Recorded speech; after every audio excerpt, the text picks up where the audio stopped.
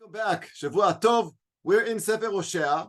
We're going to be starting a new Perek Gimel, right? We learned before Pesach. We finished Perek Bet. Perek Aleph and Perek Bet were very difficult, as we saw. It was the introduction to Hoshea Hanavi and to the kind of a relationship between Am Yisrael and Akadosh Baruch Hu. But for us to really understand that relationship, we had to go through a personal relationship that Hoshea had with his wife. It wasn't just a wife; it was a wife who was a bat znunim, prostitute of some sort, and we saw the hardships that his entire family had to undergo. First of all, it doesn't say, and we're going to see the contrast in Perek Gimel, he is commanded to marry a prostitute. Usually, women who are unfortunately forced into prostitution or have absolutely no money and go into prostitution is not usually marriage material for somebody like Hoshea, right? I'm sure they could be wonderful people, but for Hoshea, somebody who's so holy, a big Talmid Chacham, it was a very big. It was difficult for Hoshea to be commanded to do something like that. Yet Hashem commands him, and we see that he suffers, his wife suffers, and his children suffer. We learned about the 3 children that he have, the names that he gave them, and how the family was a broken family in every possible way. So much so that he sends her away. But then we saw in Perek Bet that the mashal, right, the mashal comes to an end where Hoshea starts going out, starts dating this woman, Gomer bat Divlatayim, and he goes out to the desert, and there's nothing else to do in the desert but talk and to get to know each other. And I guess they fell in love. And once they fell in love, they were able to realize that they both needed each other. And then we saw that it was no longer Baal ve'isha, but rather Ish ve'isha. Now, without going into modern Hebrew, when somebody asks you, are you married? Yes, ze Ba'ali, zot ishti, right? That's what we say in Hebrew. But if we take a second to understand the words of what we're saying, what does Ba'ali mean? Ba'ali has two meanings. Ba'ali is ownership, right? I own, ani Ba'al Rechev, I own a car. Ba'ali, he owns me, right? That's one understanding. And one Ba'ali she Ba'al Oti, that they had sexual relations, right? As husbands and wives do. So either way, the use of the word Ba'ali, the connotation is either ownership or void of any emotion, rather just in inyan of a physical contact. So when they finally go to the desert, they learn about each other, they talk to each other. Finally, we saw back in Perek Bet, Pasuk Yudchet, that it's no longer called Baal ve'isha, but rather Ish ve'isha, Ishi. He is my Ish, and she is my Isha. So in a way, those who want to be more correct in today's modern world, Ish ve'isha instead of Baal ve'isha is probably more accurate than Baal ve'isha. But the idea is clear, is that he starts out very rocky, he's commanded to do something terrible, and he finds a way, he works his way to fall in love with this woman. And unfortunately, we don't really know what happens with the kids, although we're told at the end of the Perek, and that's where we ended last, right before Pesach, is that the names of the children are now flipped and become meaningful to Am Yisrael. So instead of Lo Ami, it's Ami Ata, right? Instead of Yisrael, which we mentioned was the whole story of Yehu and how God will annihilate everybody that lived in that area because of what Yehu did when he destroyed not only Achav and Izebel's family, but everyone that went with them. all of a sudden it gets meaning. And no longer Ruchama, Verichamti et lo Ruchama, it becomes Ruchama. I have Rachamim. So we saw that Perek Aleph starts out horrendously, but Perek Bet is a tikkun. And we said Perek Bet was basically the tikkun habrit, where HaKadosh Baruch Hu reignites the connection that Am Yisrael has with him. But unfortunately, as we know, the history of the Jewish people is very rocky. There's ups and there's downs. And Perek Gimel is a very short chapter, extremely short. We're talking about 5 psukim, but very, very, very difficult to read as well, and very different also than Perek Aleph that we read. So let's just jump right in and see what we're talking about. This is kind of his autobiography. This is Hoshea's autobiography as he's talking to us. If you recall, and this is important to remember, I delved into some of the chokrim and the parshanim, and it turns out that there are some researchers, more in the academic world, that believe that Perek Aleph through Gimel, Aleph, Bet, and Gimel were prophecies before Hoshea's time. And Hoshea was borrowing these prophecies or borrowing these stories to make a point, to teach us what's going on in Mamlechet Yisrael. And I remind you, we're talking about Mamlechet Yisrael during the time of Ashur, right? We're not discussing Mamlechet Yehuda right now. We're talking about the northern Shvatim, the northern kingdom, not so far away from a destruction, right, before exile. But we want to know how they got there. What went on in the northern kingdom that caused this terrible rift between God and his people, Am Yisrael? So the analogy that Hoshea uses, according to these researchers, is not his own story, not a commandment that he was commanded to actually marry a prostitute, but rather he was borrowing stories that never happened to him in order to convey a message. And the message was, the same way I am commanded to marry a prostitute, the relationship is terrible. I could never know if she's faithful or not faithful. Though there's a bondage of marriage, she's always unfaithful. Eshet znuni means continuous, right? And therefore, we don't even know who the kids and the children are. And that's really what Hoshea is trying to say, is the relationship during this period of time between Am Yisrael and Hashem. There is a bondage, right? Chatan v'kala. We receive the Torah from Hashem. Hashem tells us many times that it is like a chatan v'kala, right? So we're married, but we constantly, Mamlechet Yisrael constantly tries to find other gods. He's unfaithful to God. Just like prostitutes are unfaithful, or a eshet znunim is unfaithful to one man. So that's really what Hoshea was trying to convey, according to these chokrim, these researchers, although the pshat is that it really actually happened to him. But Perek Bet talks about the tikkun, how they find the way to make amends, they found the way to love each other, and God says, Ve'erastich li le'olam, the famous, beautiful psukim that we say, Ve'erastich le'olam, Ve'erastich li betzedek u'mishpat, meaning everything starts all over again, but this time the betrothal, the engagement is everlasting, full of love. Then we get to a difficult Perek Gimel, where again God reveals himself to Hoshea, and this time he commands him something even harder. If you thought commanding Hoshea to marry a prostitute is difficult, well, get a load of this. Pasuk Aleph Perek Gimel. Vayomer Adonai Elai od, another time. Lech ehav isha ahuvat re'a umna'afet ke'ahavat Adonai et bnei Yisrael v'hem ponim el Elohim acherim ve'ohavei ashishei anavim. I'll explain.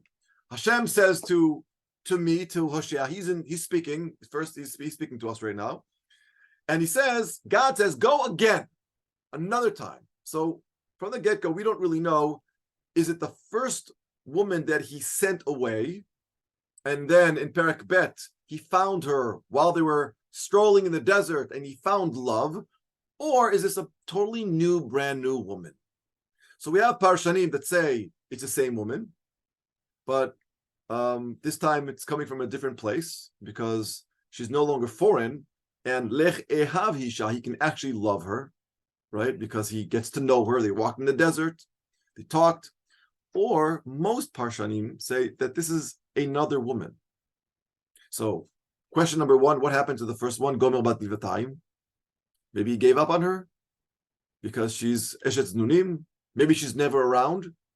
Maybe she's never there, never really being considered a Isha, Ishto, his wife, right? Always betraying him. So God says, forget it. You tried. Now I want you to take another woman. I'm going to give you another chance to find love, to find a mishpacha. And many Parshanim say that this is another woman. So he goes, Od, lech ehav isha, I want you to go now, love a woman, ahuvat reya umnaafet. I want you to go again and fall in love with a woman who is committed to idolatry, with a lover who already has a lover, has a man that she's with. That's what ahuvat reya mean. Meaning, go ahead, find a woman that is already quote unquote owned by another man or is loved by another man and fall in love with her. I mean, how can you do that? That's what it's saying, right? You must love her just as I still love the people of Israel, ke'avat Hashem et bnei Israel, even though they turn always to other gods, ponim el elokim acherim, and like to take offerings and idols, etc. Ohavei ashishe anavim, we'll explain that. But this pasuk is very difficult. There's so many questions to be asked here. God is commanding him to love someone who is committed to adultery. How can that happen? How can you go ahead and love somebody who is already committed to another man? And the only reason why she would even look at him is because she's not really in love with this man that she's with. There's so many things going around here. Do you remember one of the 10 commandments? There's one very important commandment that says, Lo tinaf, lo tachmod, and lo tinaf. It's they're two very important commandments. Is that not what's happening here? Lech ehav isha ahuvat reya. Go ahead, love a woman who is already attached to another man. Whether she's married or just with another man, there's so many things problematic here. Number one, how can you command him to fall in love? Lech ehav isha. We know that this is a very famous question that we all ask when we read and recite Kriyat Shema. Ve'ahavta et Adonai Elohecha bechol levavcha uvechol nafshecha uvechol meodecha. We ask, how could God command us to love him? So there's a lot of different parshanim. One is that you do ma'asim, mitoch shelo lishma ba lishma. One is that you try to learn philosophy, you try to learn about God, to try to fall in love with God. Another beautiful one is that God says, put God on your heart, attach God to your heart. You might not love God, but eventually when you're ready, you will, and then God will fall right into your heart, right? But that's a whole entire, that's a long life, it's a process. How can God ask him to fall in love with a woman? How's that possible? But that's what he's asking him to do. But not just fall in love with any woman, not, go out to a nice party, see a woman that you like, fall in love, date her, but no. Rather, I want you to fall in love with a woman that is already attached to another man. That's even more difficult. That's what he's asking. Why? It's symbolically the relationship that God has with us. God is saying, I still love Am Yisrael, even though they're attached to other idols, attached to other avodat elilim. So, for us to really understand what that means, to understand that God still loves us, even though we're astray, we lead, lives that don't coincide with an oach chaim dati. God says he still loves us, and we keep on finding other women. That's what God is telling Hoshea to do. Fall in love with a woman who's already taken. Meaning, she doesn't really love this other man. If she would really love this other man, then she would never look at him. But obviously, the messages here is also very clear. It's hiding in the text. The message is here that even though Israel is looking at other idols, other gods, they don't really love those gods. They're not really attached to those gods. Rather, those gods lure them in. Idol worship lures Am Yisrael in as if Am Yisrael becomes attached when really they don't love that God. That's why they're even willing to look at a guy like Hoshea and eventually fall in love with him. So there's a lot of packed messages in this one very simple pasuk. And it mirrors, God is really telling us how he feels. Mamash. And I'm going to throw it out there because that's what we do in this shi'ur. You know, we're Am Yisrael, we're Medinat Yisrael, we're going through a very tough time now. And there's so many things that are coming into our world, our Jewish world, that is foreign to Jewish values in many, many ways. Very foreign to the way we live, whether it's about, genderism, whether it's about, observing Torah mitzvot, other foreign philosophies. And God is saying, look, even though the majority of you turned away from me and you're looking for meaning elsewhere, you're looking for meaning in philosophy, in chiloniyut, in secularism, I still love you, even though you constantly are turning away from me. Because I know you don't really love that way. You're searching for meaning. Eventually you'll come back and I'm going to be here for you. But this nevuah is about how God feels. It's not about how we feel. God is, I think one of the first times, God is letting us know how he feels. Just like Hoshea must have felt tremendously weird, right? Trying to go to a party, fall in love with a woman that is already taken. That's very immoral. You don't do that, right? If you know that somebody's taken, you don't mess around. You find somebody who is single, not somebody who's married. But that's what God seems to be asking from Hoshea. Another interesting aspect, which we're going to see will coincide with the next couple of psukim, is he's not asked to marry her. If you go back to Perek Aleph, right? Pasuk Aleph, it says, "Vayomer Adonai el Hoshea lech kach lecha eshet znunim." The word kach lecha is marriage. Kicha kicha. We learn that from Amram. Vayelech ish Levi mi beit Levi veikach et bat Levi. Right? When Amram goes and takes lakachat kachet bat Levi, that's called marriage. And the Gemara in Kiddushin says that the word kach, kicha, means marriage. Here, the word is not kach. The word is ehav isha. Fall in love. Don't marry her. Fall in love. Now, there's a big difference between marriage and falling in love, especially in the religious world. In the non-religious world, not such a big deal, because whether you love her or not, you might sleep with her, you might have her, she might move into you, might move into with her. But in the Jewish religious world, marriage means you live together. Loving doesn't necessarily, right? People date, they fall in love, they're not yet living together, they're not married, they can't be together.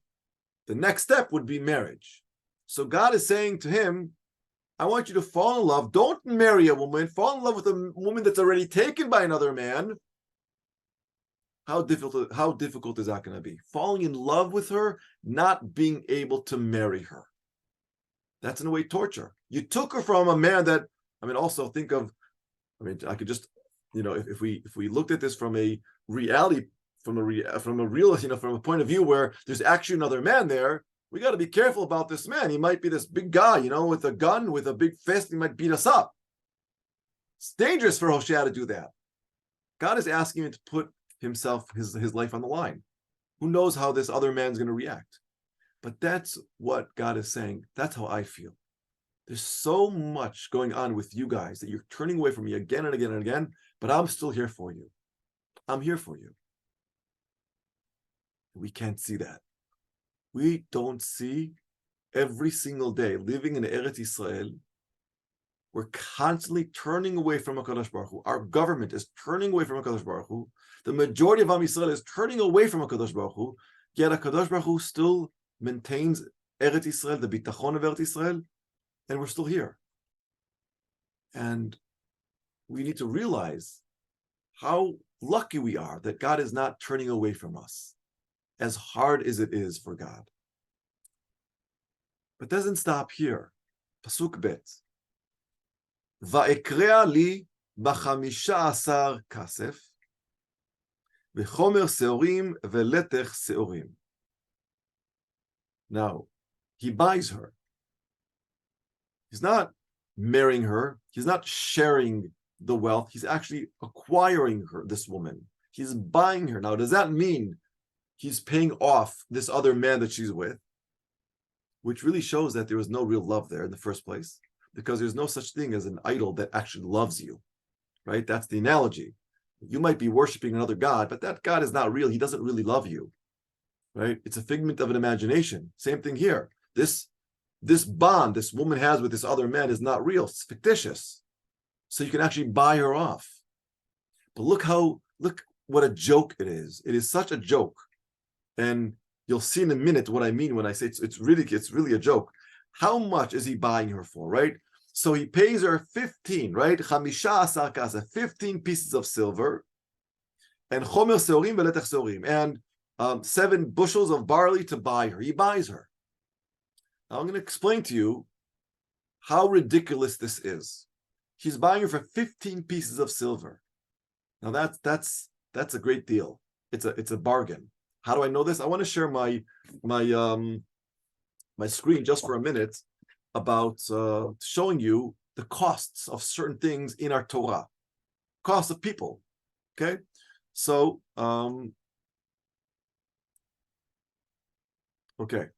so in Dvarim, I hope everyone sees here. In Dvarim Perek Kaf Bet Pasuk Kaftet, it says, black and white, it says, ונתן האיש השוכב עמה לאביה הנערה 50 כסף, ולא תהיה לאישה תחת אשר עינה לא יוכל שלחה כל ימיו. Now we can do a whole share on this. But basically what this means is that the mohar betulim, the worth of a woman's virginity in Sefer Dvarim is worth 50 kasef. 50 kasef. And he's buying her for 15 pieces of silver.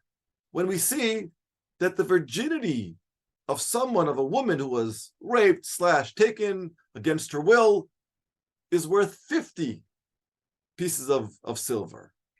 So 15 is a huge bargain. This guy she's with, it's enough for him to take 15 pieces.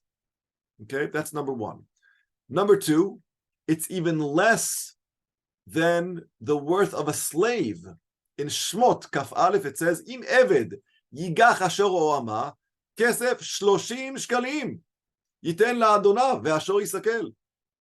So a slave is worth 30 shekel, 30 pieces of silver. She is being taken by Hoshea for 15 pieces of silver. And even more so, in Vayikra Kaf Zayin, it says, Ve'im nekeva, a worth of a female, not going to go into all the, just reference, 30 shekel, 30. So for us, in our perek, he's buying her for 15 pieces of silver. That's a joke. It's a huge joke. He has to go ahead, which means either she's worth nothing, but he has to fall in love with her. This is a very, very difficult analogy going here. Either way, that's what happens. Let's go back to our perek Gimel. So he buys her ויקרא לי ב-15 כסף, וחומר שעורים ולתך שעורים. That's what he does. ואומר אליה, ימים רבים תשבי לי, לא תזני, ולא תהי לאיש, וגם אני אלייך. Okay, so he finally falls in love with her, has to pay off the other man 15 pieces of silver, There must have been a very terrible relationship between the two of them, because don't forget, we're talking about a mena'efet. We're not talking about a good girl here. We're talking about a girl that is unfaithful continuously, just like in the first perek. So this is a woman who is used to going from man to man. Now, usually that happens for two reasons. Because she needs money, or she's just not happy with the money that she has and she wants more. That's usually what happens with prostitution. They need money to pay for bills, or they want a higher end life and they want to be able to get more without having to work, and therefore they sell themselves. So this man was willing to take 15 pieces of silver. That shows a lot. But when he finally gets her, falls in love with her, what does he do? Don't forget, don't remember, he's not married to her. That's why it's ve'eha ve'nat lakachat. Therefore, he says, "Va'omer li yamim tishvili lo tizni." Right now, he says, for the long time, for a long term, she has to wait. There's no sleeping together at this point. Now, she's a isha mena'efet. That's what she does. That's what she does to lure men in. That's what she does in order to get a comfortable life. So he says, no more. Now you're owned by me. We're not married, but I'm not going to let you do what you want to do. You have to wait, right? Without being a prostitute or being committed to adultery. And during this time, I'm also going to have to wait for you. So he falls in love, but he has to wait. So God says, unlike in the first parak, when he marries her without loving her, right? Here he actually fell in love with her. And he has to abstain from any relations with her. It's an amazing pasuk. Now, from a halachic point of view, he's not married, therefore he can't have relations with her anyway, right? That's from a strictly halachic point of view. Also the aspect of lo tachmod as well. But is it to purify her? Is it to lock her up in a jail so that she can no longer go out and be unfaithful? Is it a type of nezirut, like a nazir, to force her to think about her life, to force her to understand a little bit more? Either way, we're not told how long this is for. Yamim rabim. Yamim rabim can be a year, it could be 2 years, it could be 5 years, it could be 10 years. Agony, or both of them. He fell in love. The word ehav means that he can't fake it. It's not just, listening to God, going to, some bar and just picking and choosing a woman, but rather needing to choose a woman that you actually fall in love with. So everyone now is suffering. Hoshea is suffering, and this poor woman is suffering, but is she a poor woman? She was just committed to some type of relationship with a man who wanted her, and he didn't really want her, and she was willing to start another affair with Hoshea, not marry him. She's sold for 15 pieces of silver. This is how God is feeling. God is feeling betrayed. God is feeling as if we're not even looking at him. God is feeling that he does so much for us. He did everything. We just passed Pesach, Yetziat Mitzrayim, Geula, Ve'eveti, gives us 1948, gives us a beautiful country, and yet we keep on turning away. One would think that in 1948, against all odds, we formed a country, and then we beat all the Arabs around us. And then in the 1967 war, Milchemet Shisht HaYamim, we did the unthinkable, such a miracle. You would think that we would come back and everyone would observe Torah mitzvot, but no, many just turned the other way again. Yet God is continuously here for us. So how does God feel? We're always concerned about how we feel. But how does God feel? That's the message here with this story that Hoshea is telling us. And during these days, Pasuk Dalid, Ki yamim rabim, ישבו בני ישראל, אין מלך ואין שר ואין זבח ואין מצבה ואין אפוד ותרפים. Boy, this is exactly what's going on today, right? Right? There's no real leader, no real leadership. אין מלך, אין שר, no leadership. אין זבח ואין מצבה, also no religiosity. הפקר, אין אפוד, אין תרפים. There's a situation where we're just living. What's the reason for us living? There's no real leadership. We're not going anywhere. No positive thing, no religiosity, right? No sacrifices being we have a Beit Mikdash. Nothing's happening there. That's already Mamlechet Yehuda. But nobody from Mamlechet Israel is going down to Yerushalayim Ir HaKodesh. Chaos. This is what's happening to Mamlechet Israel. Now we can understand why, starting from Perek Daled onward, starts the Musar, starts Hoshea teaching us what we're doing wrong so that you can save ourselves. Because if we're not careful, we're at the brink of erupting and destruction. How long could God keep this up? How long could Hoshea keep this up? Falling in love with a woman, taking her, paying for her, putting her in a room, not being able to have a relationship with her. She's going mad. She's going crazy. No one is happy. Something has to happen. We need to shake each other up. We need to change. And then we get to Pasuk Hey. Pasuk Hey tries to find a solution. After all of this, what happened in this room? What happened during this time, these Yamim Rabim, where they weren't sleeping together? She wasn't allowed out of the house. They started talking to each other. They actually started dating properly. If in Perek Bet we saw that Hoshea and Gomer Bat Divatayim went out to the desert, well, here they're in-house.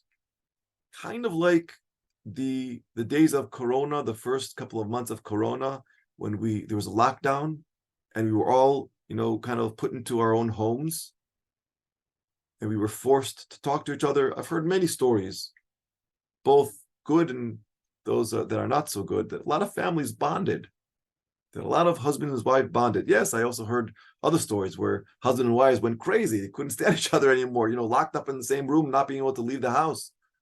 But what we're learning from here is that something has to happen in order to fix the situation that exists between Am Yisrael and HaKadosh Baruch Hu. Because the hefker can't continue any longer. When there's hefker, there's no melech, there's no sar, there's no zevach, there's nothing. There's continuous betrayal. But I think in truth, what we learned here is that everyone is looking for meaning. Everybody is looking for something that they could understand, they could connect to. But, they don't always want to see it right in front of them, which is God, which is the Jewish way of life. It's more appealing to see other ways of life. It's more appealing to look, the grass is always greener on the other side. What God is trying to teach us through the story of Hoshea is that you have everything you need. God is waiting for us. All we need to do is find our path back, find our way back to HaKadosh Baruch Hu.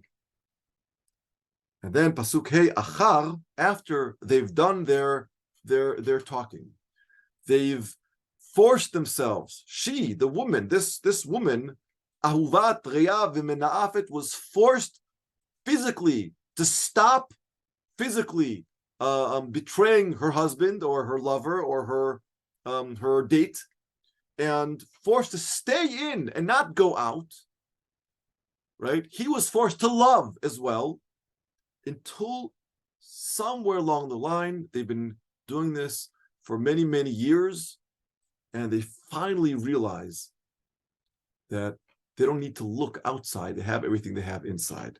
Achar, Pasuk Yashu b'nei Israel, ubikshu et Adonai Elohihem, ve'et David Malkam, that's Beit David, ufachadu el Adonai, meaning they've been excited, ve'el tuvo, ba'acharit hayamim. Sometimes you need to take a small pause from the rushing of life to realize what you have. This, as you can see, 5 psukim is a whole way of life that Hoshea is teaching us, and it will explain the next prakim that come that we don't have time now, but Perek Daled is the first nevuah of Hoshea trying to reshape Am Yisrael, trying to do what he was taught in Perek Aleph, in Perek Bet, and Perek Gimel. He is now going to try to do that in Perek Dalet, Hey, Vav, etc. And in a way, we also, Am Yisrael today, we need these tochich, we need these nevuot, because truth be told, if we're really honest with ourselves, the question of who is a Jew has been asked so many times, but everyone sitting here knows exactly what it means to be a Jew. It means to follow Torah mitzvot. That's what it means. It means to be Mekayem Kashrut, Shabbat, to be good-hearted, to care, to be honest, to learn Torah. That's the meaning of what we have in our HaKadosh Baruch Hu. But the truth is, we're a minority of Am Yisrael. The majority of Am Yisrael is not Shomer Torah mitzvot, which means that the majority of Am Yisrael is like a wife that is betraying her husband. And this still exists today. And that's what Hoshea is really teaching us, is that he now feels physically, he understands how God is feeling.